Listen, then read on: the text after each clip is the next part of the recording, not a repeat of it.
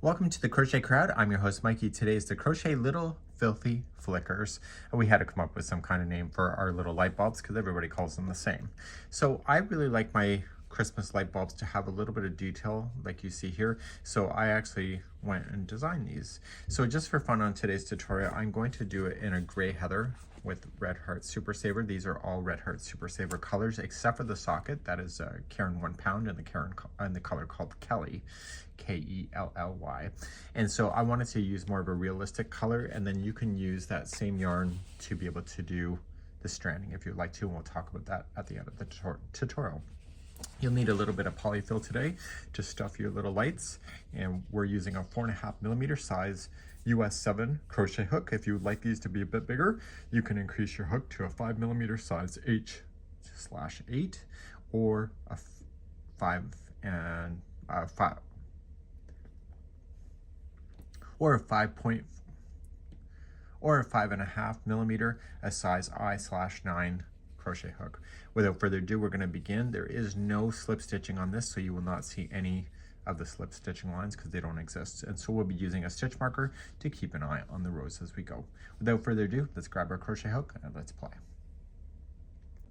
Just before I begin, I've done my pattern a little differently. I left an empty box. Chances are you're going to do more than one, and so I left a little box, so when you get a round done, you can just do a check mark and work your way through the pattern. So we have that on all of the instructions, just like that.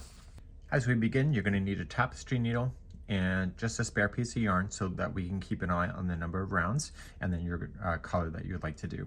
I think I said it, but I'm not sure. But I'm going to use gray to represent a burnt out light bulb within my strand because then it becomes a conversational piece and everybody can relate to that.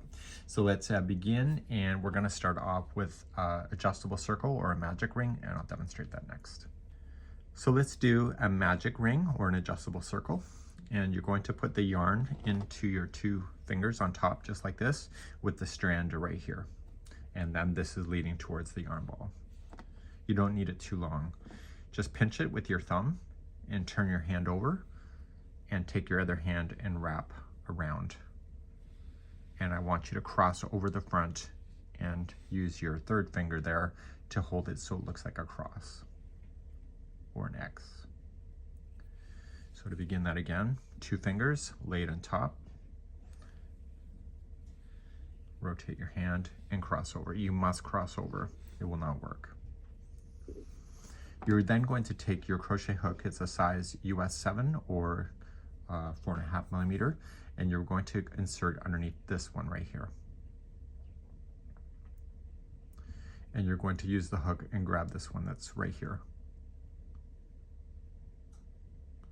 And you're going to pull. And as you pull, just turn your hand over and remove your two fingers out. If you want to use your other fingers right here just to hold it, so remove your two fingers out and position your yarn in your hand like you normally would. So you need to have it so that the ring looks like this. So the two strands are on top right here, and there's only one strand here. So when you go to crochet, you need to crochet over the two strands. So let's lock this by chaining one first. And we're starting our first round now. So we need to go over two strands. So we're going to do 5 single crochet. We're going to count that out together. So 1, and we're going in the ring. This is 2, 3, 4, and 5. Before you go any further, we're going to have to secure this. So what we need to do is just pull up a strand and grab that spare yarn and go into the top of the last stitch you made. And we're going to just place this. This is called a stitch marker. So there's all kinds of implements and tools, but spare yarn is just as good. And now you're going to hold this section right here, and I want you to grab this loose end right here. And when you grab it, it's going to cause it to go into a circle, and you're going to pull it tight. Now you're not done. If you do not secure this, it will fall out. So you want to turn it back over to the other side, and you're going to grab that tapestry needle and you're going to secure that in. And you're securing it on the back. Okay, so the strand is actually coming around like this. It's coming clockwise. So just to secure it even further, just continue to go clockwise. Don't let that strand go to the other side. Just stay, or the needle, just stay on this side of the work. And so you want to pull through. So once, pull tight, and then twice, going back in the other direction, and third time. Don't be cheap about it, because this will fall out if you don't secure it like this. Now you can safely cut this yarn. This will be on the inside of the bulb, so you don't have to be too accurate. So turn it back over to the right side of the work and put your hook back in. And we're not going to do a join, we're going to do a continuous round, and we're going to move on to round number 2 next. So make sure you check it off on your list if you're following along. In round number 2, we're going to apply 1 single crochet in each of the 5 stitches. So if you're not sure which one is the first, even as an experienced crocheter, I will always count back on the first because the stitch multiple matters. So you just count back the top. So we have 1, 2, 3, 4, and 5. So right there is the first one. So I'm not doing a join, I'm just simply just placing in 1 single crochet into the first one. So we have 1. I will count out the first round like I'm doing now. So we got 1, 2, and kind of just push it towards you, the center, so it bends. This is the point of the light bulb. This is number 3.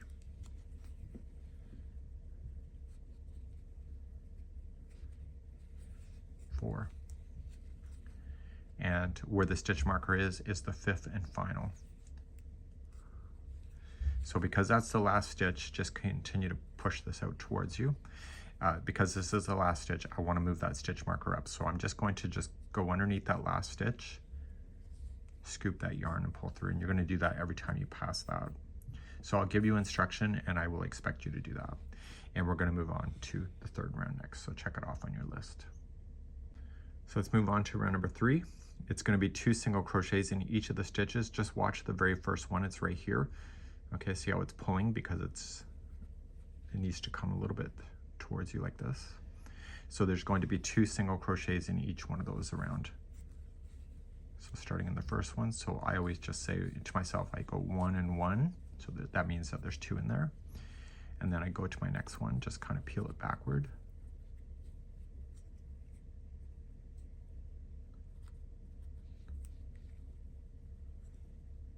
Next one, and I say 2 and 2 to myself in my head, but out loud because it's a tutorial. Then I do the next one, 3 and 3.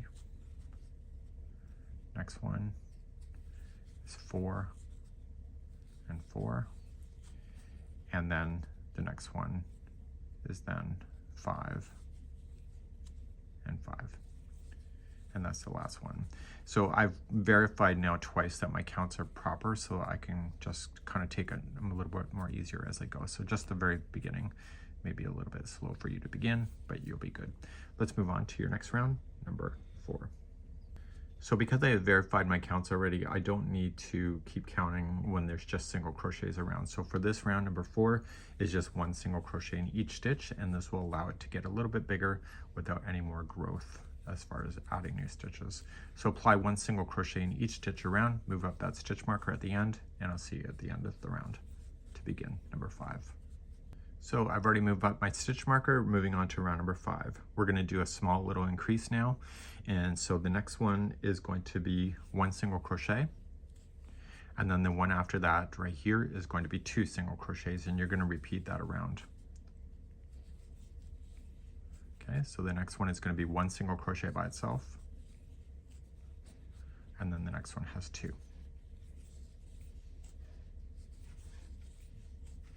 Okay, so then we have 1 into the next, 2 into the next one after that, 1 into the next, 2 into the one after that. And if your stitch counts are right, the very last stitch is going to have 2 in it. So there's 1 into the next, and your last stitch has 2 single crochets in it. And move up that stitch marker, and that was round number 5. And moving on to round number 6 next. To keep the tutorial shorter, the next 3 rounds, number 6 7, and 8 are just one single crochet in each. Move up the stitch marker each time, check it off on your list, and get those 3 rows done. So one single crochet in each stitch for rounds number 6, 7, and 8. I'll be right back. Round number 9, we're going to get a little bit bigger, and here we go. So we're going to apply 2 single crochets into the first one.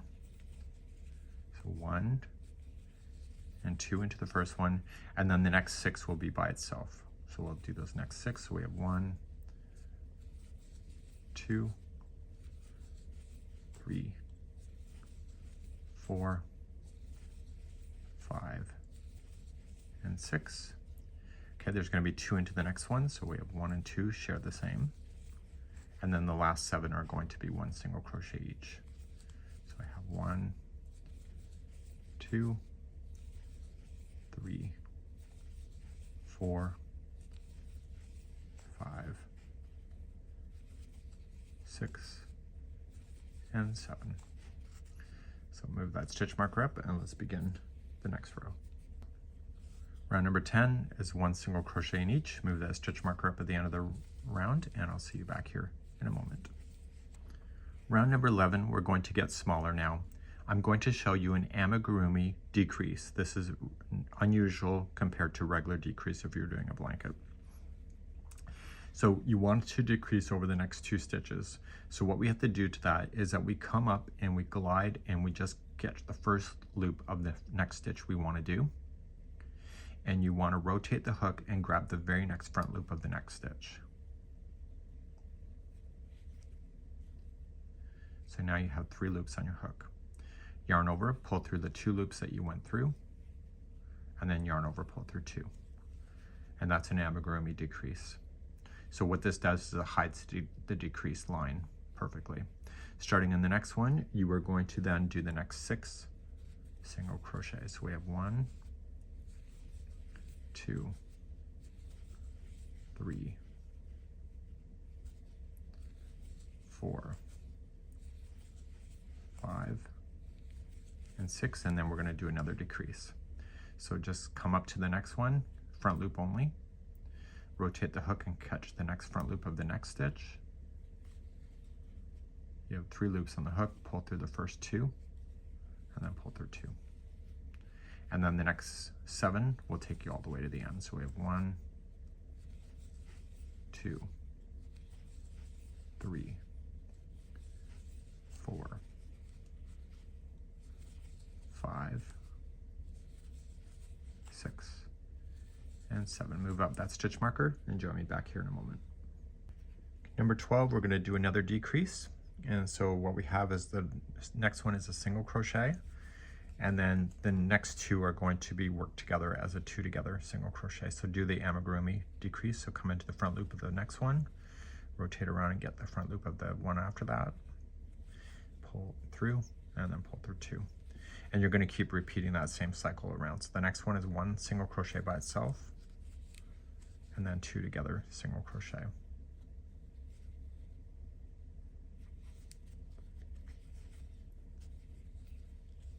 Okay, next one is 1 by itself,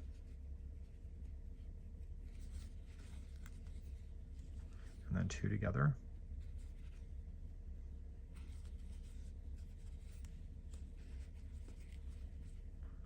Next one's 1 by itself,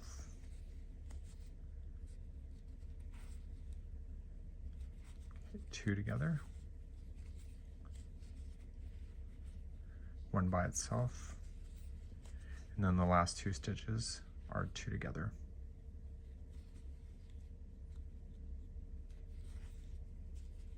And move that stitch marker up, and we have 1 more round to do of this color. Before we finish the last round, we want to put a little bit of polyfill inside the light. It's now easier to do it right now before you do the next round, the final round. The next round just makes it a bit tighter for your fingers to get in there, so do it now. And don't put so much stuffing in here that it's going to blow apart your stitches. So you should not see your polyfill going through. So it's firm, but it's not blowing apart. And let's do our final round together. Let's put this back on the hook and let's begin. Use your middle ring finger there and just push down the interior so you don't catch it into the fiber, and it's just one single crochet in each stitch going around. There's only 10 stitches.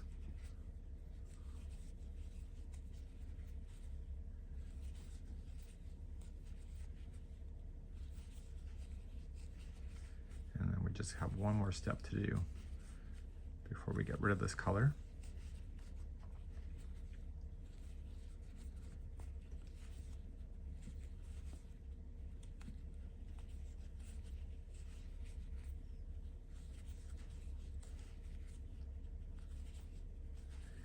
Last one that you can see that this is the last one, and I've done the last one. So it says in the instructions the next two are just a slip stitch, and this just helps it to equal itself off. Okay, and I'm going to get rid of this yarn, and I'm going to leave my stitch marker in there for now, and we're going to move on to the socket area using the green color or whatever you decide that your socket color should be. When I go to fasten off, I'm just going to just pull it up here and just get things out of the way and just put it inside. So we're going to begin the 14th round. Get a slip knot onto your hook before you begin. And I want you, right where we finished, I didn't move up my stitch mark on the end. I feel like I didn't need to, but I want you to come like maybe 2 stitches back from that. And I want you to just to go in top of the stitch as regular. I tried multiple ways of doing this ending, and this is the best way that I've found. So just wrap the hook and pull through, and you're going to have 2 loops left on your hook. Wrap through and pull through 2. That's a standing single crochet. And now starting around, there's only 10 stitches. You're just going to single crochet around, and when you get to the end, you are going to then move your stitch marker up at that point. When you get to the last stitch here that was in the round, just drop down and get the first stitch down here. So it is on a slight angle, but your socket in the end will be covered with the final steps. So it's just 10 single crochets around.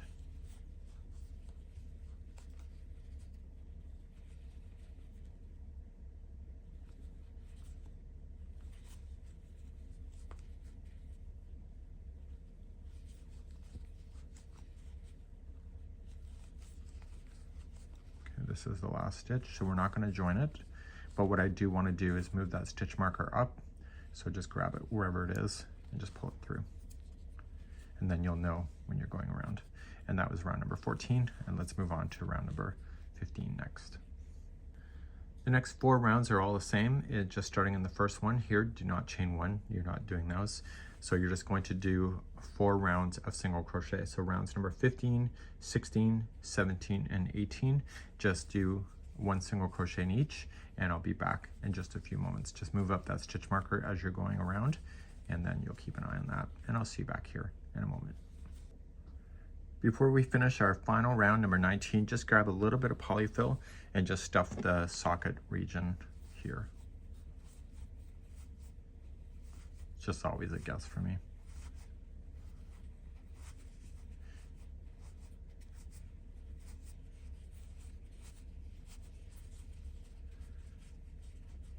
If you overstuff these things, what happens is that the polyfill does expand and will push out on the stitches, and you'll notice it will get looser in time.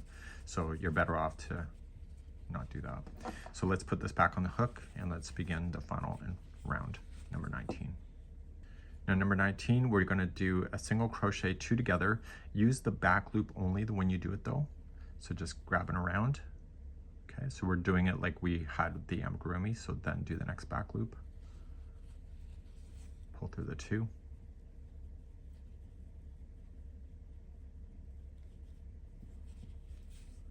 then pull through. So the next 2, put them together. There's only 5 stitches you need to do, so it's a little inconvenient, but it's not groundbreaking.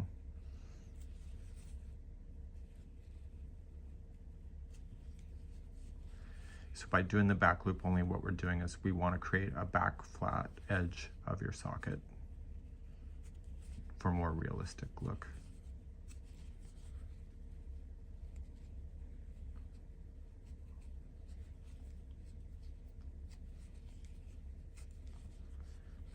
2. So you're going to notice this will leave an open hole in the back side here, and we'll be dealing with that in a few moments. Okay, and that's it. So leave a little bit of a longer strand because you're going to need a tapestry needle for that. We're going to deal with that at the end of the project, but we're going to move on now to doing the joining area here. So I just feel like it looks incomplete when you do it like this, and so what I'm going to do is apply a layer that will give it a bit of a lift, just like that, and we're going to be doing that next. So the orientation and how you're going to do that is mattering the most, and so pull out your stitch marker, you don't need those anymore, and you're going to do your final area to thicken up the neck area of the socket. So what I want to do is that I want to play on the last post of the last color. See this right here? That's the last post of that color, and I'm going to just following it all the way around. Okay, so don't come down here, stay right here, and what's going to happen is that this is going to naturally fall over towards you, so have the bulb facing away from you and the socket facing your chest, just like this. We're going to start off with the same color and use a standing single crochet around the side post. Doesn't matter which one you do, but what it does matter is that when you see it jumps down like this, because we've been doing a continuous round, just follow it down. Okay, so let's just go here. So just side of the post and do a standing single crochet to begin. So you see the 2 loops now, pull through the 2 and just go around. Just leave that loose end out of the way for now. We'll deal with that at the end. So now around the next post, single crochet around. And there's only 10 stitches, so this goes pretty quick. So this is now going to jump down. Do you see that? So just kind of jump down with it. And keep going around.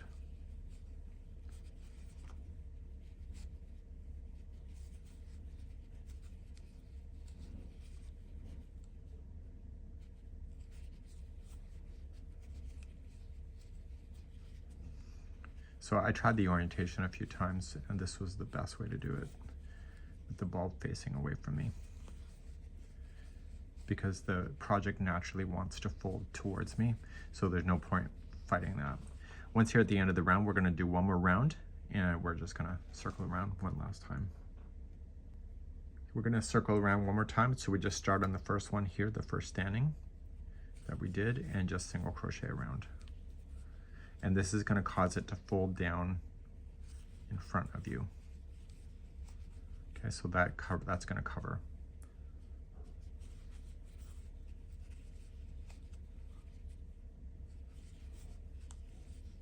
And because we're not increasing stitches, it naturally wants to do it.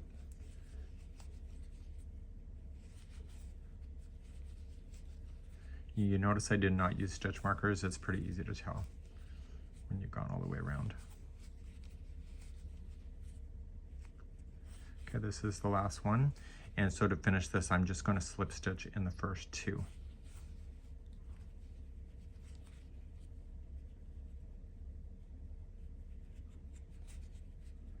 And that will pull that in. Okay. And so we're now going to get rid of this color.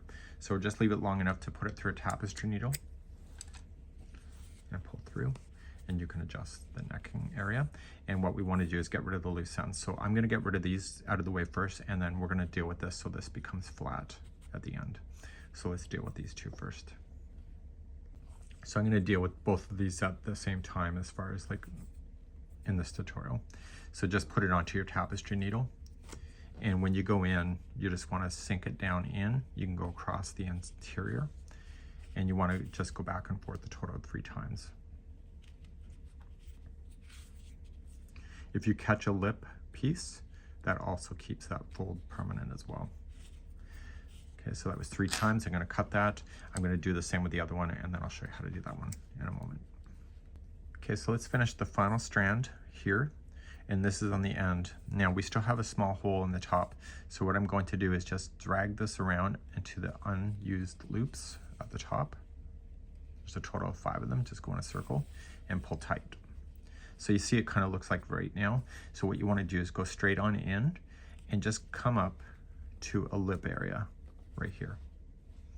And what you're going to do is you're going to pull that to the point where it's pulling down the center. So help it just by using your fingers, pull down so you get a flat edge, and then go back into a different spot and back out the bottom.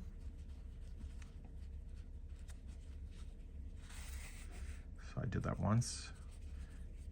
Go back down in to the center and back out the side.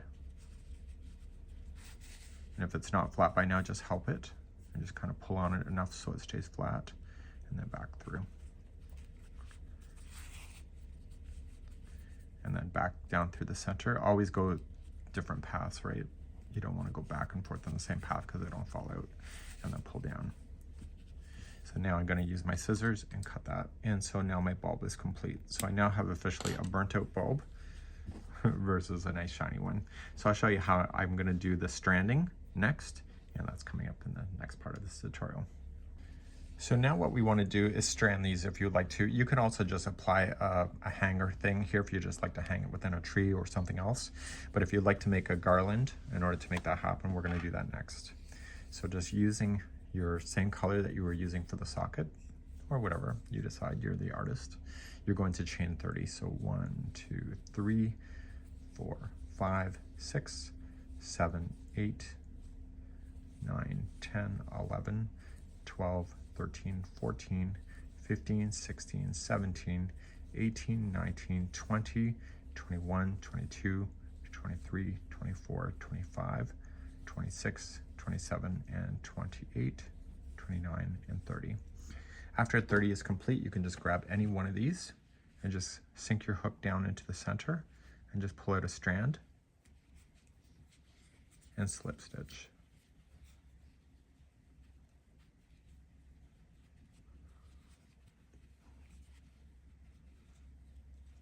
Okay, and now the spacing between each of the lights is only 20 chains. So we started with 30 to give you a little bit of extra, and so you'll do 20. So 1, 2, 3, 4, 5, 6, 7, 8, 9, 10, 11, 12, 13, 14, 15, 16, 17, 18, 19, and 20, and then add another one. Also my burnt out one here. So somebody's going to say, why did you do gray? And you're just going to tell them it burnt out. And they're going to probably chuckle at you. Yeah, that's always the way. But at least with this strand, only one burns out and not all of them. So just join it with the slip stitch. And then do another 20. So once you have all your bulbs then all spaced out, the very final chain before the very end is just 30 chains, and therefore you can end up with some really fun garland. So hopefully that's inspiring for you today. This is the Filthy Little Flickers Christmas lights ornament decoration just for you. That's it. Have a good one.